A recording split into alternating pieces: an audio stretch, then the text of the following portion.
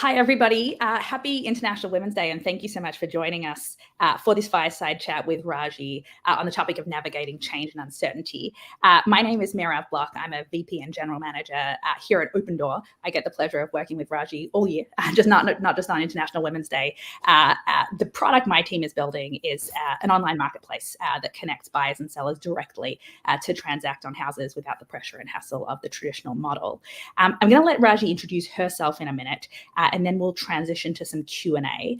We should have some time for your questions as well. We've got about 30 minutes together. So if you have questions either now or as the discussion progresses, please throw them in either the Q&A tab or in the chat here, and I'll try and keep tabs on them. So I'm going to hand off to Raji to introduce yourself. Thank you, Merav, Angie, and Sukrita. Very excited to be here. As both Merav and Angie mentioned and shared, I'm the Chief Technology Officer here at Opendoor. And what I do here is to lead a team that's modernizing the residential real estate industry. We're digitizing every aspect of the experience, as well as building the real estate e-commerce platform of the future. With that said, Merav, I know you wanted to share a little bit more about what we do and would love to get into Q&A after that. Great. Our topic today is navigating change and uncertainty, and I'm sure it doesn't come as a surprise to anybody on this call that is the environment we're operating in today. And just to set the stage for some of the topics we'll be digging into in this discussion, this particular moment of uncertainty and disruption is, I think, driven by two things in particular. One is the economy and this once in 40-year shift in interest rates that we've been experiencing in the last 18 months from a zero interest rate policy, or what we're now calling ZIRP, to where we sit today with the Fed having hiked interest rates pretty aggressively. And that is, those are actions that are having ripple effects across sectors, across industries, and of course anything that impacts our working lives impacts our personal lives as well. The second thing that has been informing this moment is this rapid acceleration of AI, artificial intelligence, that we've been witnessing again over that same period. And so I give you that context to share a little bit about why this topic is particularly close to mine and Raji's hearts, right? We are a technology company at Opendoor, and like all technology companies, we have been staring at the opportunities created by AI and how we think about serving our customers. We also operate in the real estate industry, and those of us in the real estate industry have been particularly aware of this once in 40-year interest rate shift because it's having a very immediate effect in how our customers, buyers and sellers, are experiencing the world. For buyers of real estate, interest rates place a lot of pressure on affordability. For sellers, they often have the benefit of a locked-in interest rate, but that has the flip side impact of really raising the bar on the decision to move. Right? How sellers are sitting there thinking, how much do I need that extra bedroom, and is it worth giving up my locked-in 2 or 3% interest rate? So interest rates having a very, very immediate effect on how our customers are experiencing the world. So as executives, leaders at a technology company, as well as in the real estate industry, this is a topic that's particularly close to our hearts. So with that context, Raji, I'm curious if you can speak to how you've been experiencing that uncertainty. You joined Opendoor as CTO in September 22, if I've got that date correct, and that was right on the tail of a global pandemic, right ahead of these interest rate shifts.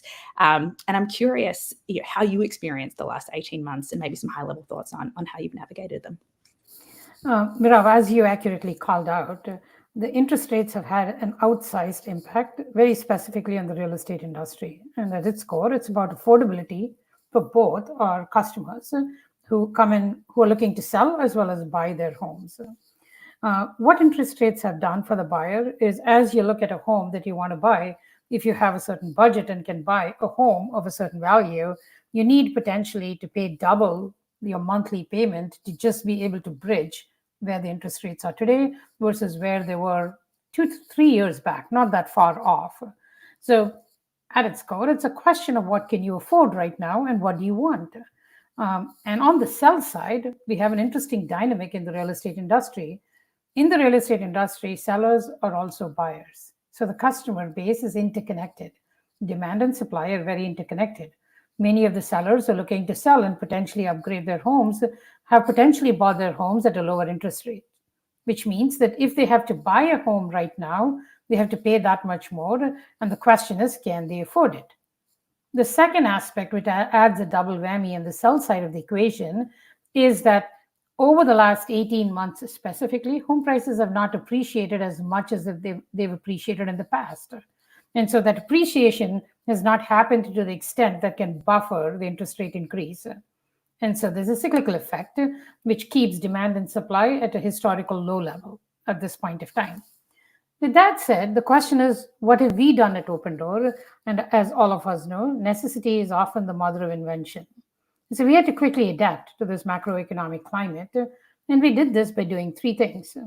The first is focus. And that focus has been on the fundamental business model and getting it to work across a range of macroeconomic scenarios. And that was vital for us. In fact, it made us stronger, and we're coming out strong through that journey.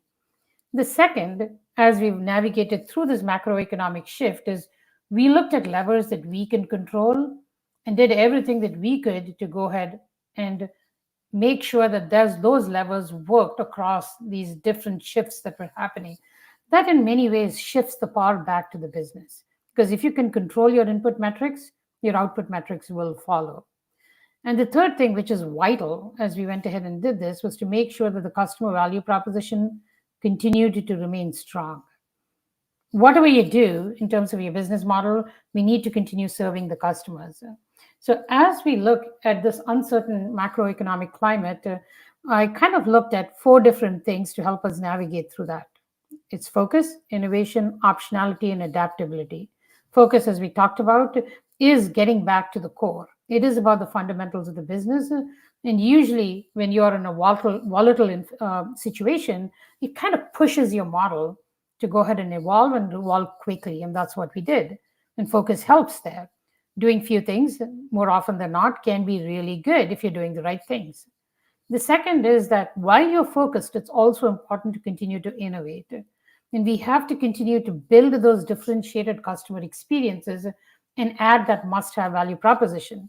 For example, Merav, you are working on one of the key innovations, which is building out the marketplace for Opendoor.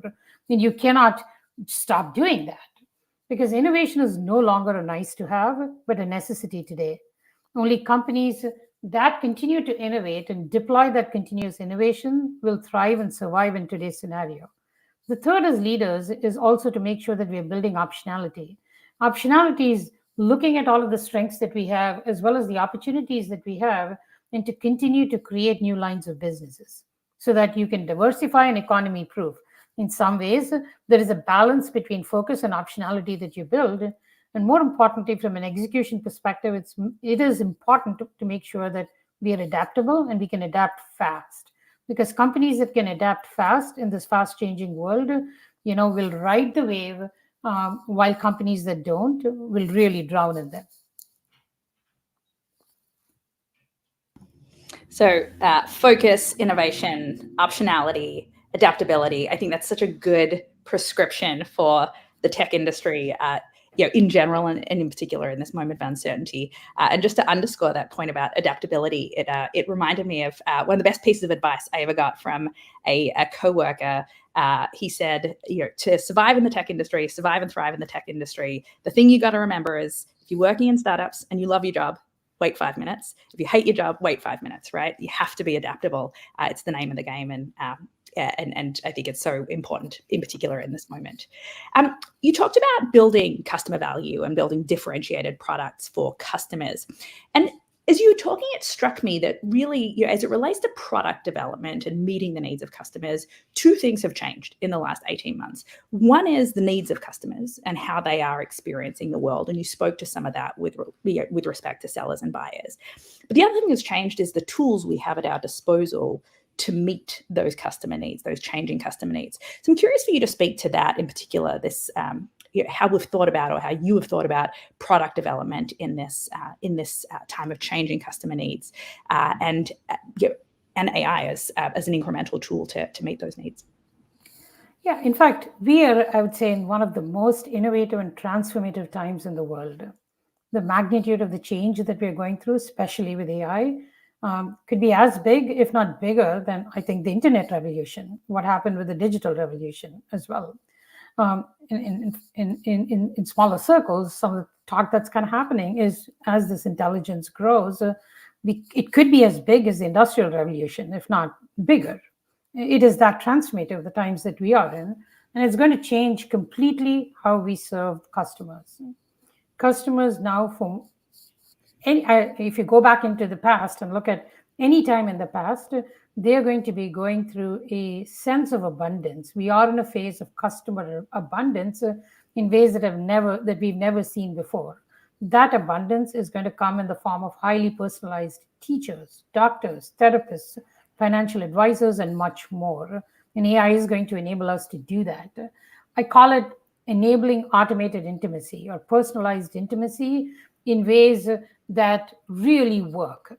And so the question is, how do we enable our products to embrace that automated intimacy and the intelligence that AI can provide to put customers at the center of the ecosystem, feel and act and enable them? Technology has always been able to listen and solve for our customers. AI will enable products to feel and act on the customer's behalf.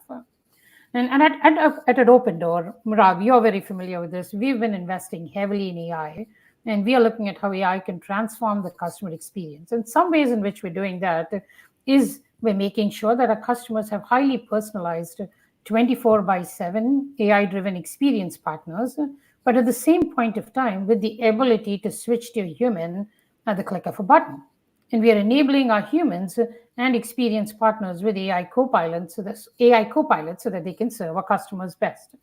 The second aspect is AI, as I called out, is also going to personalize products. If you look at homes are actually very, very personal for people. But if you look at the experience today, it's still very commoditized in terms of how you go through the journey of discovery. And what we are going to see is highly personalized experiences in terms of how homeowners discover their next home. So we're just about starting, and there's a lot more that we're doing. Thanks for that, Raji. And I've noticed we've gotten our first question in the Q&A tab. So another PSA to anyone on the call who has questions for Raji, please throw them in there or in the chat, and we'll get some time for audience questions at the end. Angie mentioned at the top of the call that there are people here at all different stages of their careers. And I imagine there are a number of people here in management, team leadership roles who are thinking about leading teams in this moment of change and uncertainty. I'm curious if you can reflect on how you've thought about leading people, leading teams in this moment. What leadership philosophies have you evolved, leaned on, changed as you've gone through that journey? Yeah, my personal leadership philosophy is to create value and care deeply about our customers, employees, and shareholders. If we fail one, we fail all. And I'll kind of repeat, if we fail one, we literally fail all. It's that important. And I use 5 operating principles to live by this personal leadership philosophy. The first is to create long-term value over short-term gain. And one way of doing that is to continuously obsess about the customer. And we can obsess about the customer if you're willing to think big and to innovate. To do that, we'll have to have a beginner's mindset. And as we're innovating and thinking big, we have to tread with courage. That treading with courage is super important, and the ability to embrace failure. That, collectively will help us create long-term value. The second operating principle is about bringing clarity and reducing confusion. As leaders, it is a responsibility to create and engage and ensure that the team has a shared understanding. It's very easy for teams to go out of alignment, very specifically in uncertain and ambiguous situations. So it's about bringing that shared understanding, because once you have a shared understanding, you can enable the teams to make high quality, high velocity decisions, and they can define a course of action. The third is to earn trust by being trustworthy. And I believe and aspire to be trustworthy, because trust is an output of being trustworthy. And the way I do that is by being honest, competent, and reliable. And there's no easy way to it. You have to be honest, competent, and reliable. You also have to be holistic in what you do. You have to be rigorous, and you have to avoid affinity bias. And the last thing is to be workily self-critical. That's kind of vital. As a leader, you've got to be workily self-critical, because if you're workily self-critical, then what you do is you can make hard decisions as well as have the hard discussions and foster a culture where the team can have hard discussions, ask you the hard questions, as well as make hard decisions. The fourth is to generate energy, lead with passion, enthusiasm, and conviction. And that kind of helps inspire performance with purpose. I think it is vital as leaders to anchor on purpose because everything else will follow. The why matters. And once you have the right purpose, it's about creating the right climate, which is both the soft climate and hard climate, because that creating that soft and the hard climate will empower and enable your team. The last is, and it's one of the most important things, is to discuss success, to actually deliver success despite odds. I would say most odds. And in fact, some of the hardest things will have odds along the way, and we have to figure out how to deliver that success. And in some ways, we can do that by doing stuff that matters and not being wedded to only your idea, but by seeking boundaryless solutions and be in tune with the details. And it is about thinking, solving, problem solving, and finding the way. Raji, there's a question here in the chat that I'm going to pull out here because I think it's highly sort of relevant to what you've just talked about. And the person here asks about leading a team after a layoff. She describes here that after a layoff, the team can be down and struggling. Do you have any advice for leaders who might be pulling teams together after a reduction in force? Yes, I'm sure many of the folks here on the call would have had an experience similar to that, again, especially in today's climate. And I think it kind of comes down to a few things. If you go back and look at the leadership philosophy that I talked about, it is about making sure that we take care of our customers, employees, and shareholders. And especially during a layoff, the why matters the most. Why are we doing this? That is one. And I think it's kind of important to make sure that leadership down, everyone is aligned and understand why we are doing this and why it is important for all three stakeholders, customers, employees, and shareholders. Because if you fail one of them, again, you fail all. And if you anchor the why around that, I think there is an understanding that you create within the organization. So that's the first part of it. And the second part of it, as we go back and look at as coming out of that layoff, is that we've got to set the right vision as we look forward in terms of, okay, now what? How are we going to, go through this tough journey? And what is our plan to come out stronger? It's not just about reacting and doing a layoff, but to have a clear plan on what are we going to do to get this business back to the right stage or step, or to ensure that it's at the right size. And that's kind of where you have to bring the leaders to the table, define the plan, define the journey, and make sure that you're taking the time to communicate that to the team. That's the third piece. That's the second piece. The third, for me, is a very, very personally important one, is to take accountability as a leader. Because when we're doing a layoff, it is also on the leadership to look back, be vocally self-critical in terms of what we would have done differently, and be vulnerable and share that with the team. So taking accountability and being vocally self-critical is the third piece to this. That, along with taking the responsibility to take the company through the journey of coming out stronger, is what gets us there. This is going to take time. It is going to take energy. And we as leaders need to do this and go through this journey, both with vision and conviction on the one hand, and empathy on the other. Thanks, Raji. And I love how you've reframed the goal there as well. Coming out of one of these events, the goal shouldn't only be to recover and regain the prior baseline, but to come out stronger with some of the mechanisms that you've described: communication, truly reinforcing the why, building trust, accountability. So please continue to ask questions in the chat, and I'll take them either in flow or at the end. I'm going to take us to leading and operating in a time of austerity. One other sort of very obvious feature of this post-ZIRP era is that there is increased pressure on companies to deliver profitability. At the same time, we are in the business of innovation, and you spoke to this earlier. The great companies are the ones that build innovative products and meet the needs of customers like no one else. So I'm curious for you to reflect, Raji, on how you've thought about balancing innovation, cost discipline, and finding that right balance, in particular in an uncertain climate. As leaders, we face this decision on a daily basis. In fact, it is more the rule rather than exception today. And in the current macroeconomic climate, balancing the need between innovation and profitability is is a rule book that we potentially have to build on a continuous basis. Again, I don't see that going away. It's that balance that we'll have to constantly and consistently do. I'm reminded of a quote by Albert Einstein, and it's one of my favorite quotes. Again, many people have said that in this quote in different ways, but it is that in the midst of every crisis, there is also an opportunity.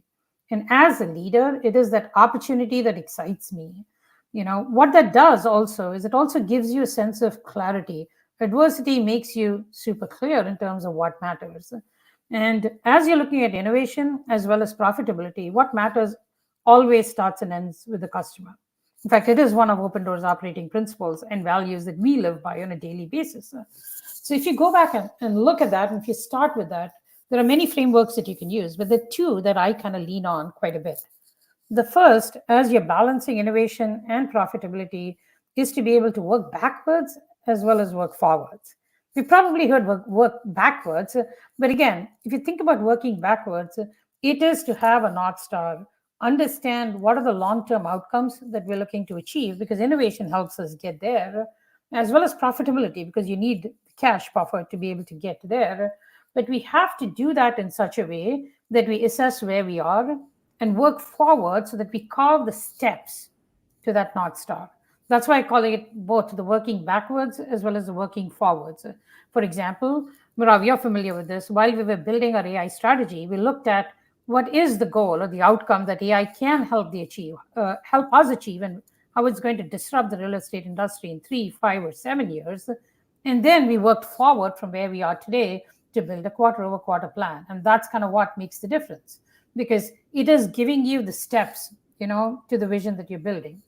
The second is a very important one, but it's a very subtle one, but it's a very vitally important one. Companies typically operate in 3 phases, and all 3 phases probably at the same point of time. And the 3 phases that I call it are the invent, implement, and optimize phase. Every company starts off with the invent phase. There's a nugget of an idea. Everyone is scrappily trying to figure out product market fit, what works, and build a viable product around it. And then we start scaling. At which point of time, we move to the implement phase for that business line or product where we're building the foundations needed to operate that particular business at scale. Once it reaches a certain scale, there is still a lot more white space to conquer after that. And companies are now optimizing that particular core business to start gaining more market share, continuing to serve those customers, and continuing to realize value for the business. Now, the reason I call out that there are 3 different phases is because each of these 3 phases operate in very different ways. So typically, when you're doing the optimize of a current business, you've got to run fast circles. You've got to be able to deliver quarter-over-quarter value that continues to make that business profitable. While when you're doing implement, it's a little bit more long form. You're probably planning for 12 months, 18 months, and taking that forward. And most importantly, innovation takes 3 to 5 years. Merav, you're in a seat of innovation right now.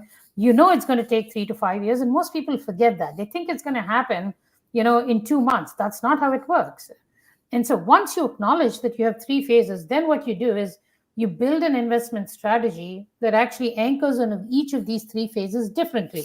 You acknowledge that, okay, these are the things I'm going to do in the invent phase. These are the things I'm going to do in the optimize phase, and then you build your plan based on that. The most important thing, though, is while building your investment strategy and deciding how much you want to invest where, what percent you want to invest where, we need to be ROI driven. We need to understand the impact of the investments that we're making, both in the short as well as the long term. Because as we all know, a process without measurement is destined for failure. And an investment strategy that does not understand the impact, well, you'll have to depend on luck for it to succeed. Raji, count me among the fans, and it looks like there's a few in the chat of that Einstein quote. I think in the midst of every crisis, there's an opportunity, and how true that is. We're getting close on time. I'm going to go to the top voted question in the Q&A tab. which is actually similar to a question I had for you, Raji, and it's about building a career. What career advice you have for job seekers looking to build products in tech and crafting a career path during this time of uncertainty. I'm particularly excited for the audience to hear from you. You come to this conversation as a serial founder, as an executive at Fortune 500 companies. So I'm curious what advice you have for the job seekers and career builders on the call. Yeah, and again, many of us on this call are probably at different stages of our career. And so the first thing that I'll kind of call out is step one to that is to really look at what's the value that you're creating, what's the game-changing value that you're creating. Are you doing something that will really transform the world? It's meaningful to you and meaningful to the quality of life, of whether it's 100 people, thousands of people, millions of people. So it's kind of important to look at your passion and intersect that with purpose. And that purpose, is that meaningful enough for you as well as in the world? Now, it's interesting when I kind of call that out because it's a more conscious decision of deciding what you do.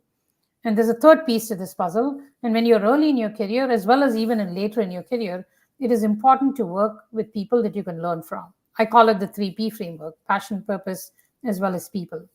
The second thing that I'd kind of call out, as you're growing in your career and taking on more and more leadership roles, as well as even as an individual contributor, it's important to focus and understand the visible results that you're creating. We as women tend to be very holistic in what we do. We can take on a lot of horizontal things in terms of what we do, but how are you able to measure those results? Because if you can measure those results, they become visible results, whether it's horizontal or vertical. And I would focus on making sure that you look at what visible results that you're creating and be very conscious.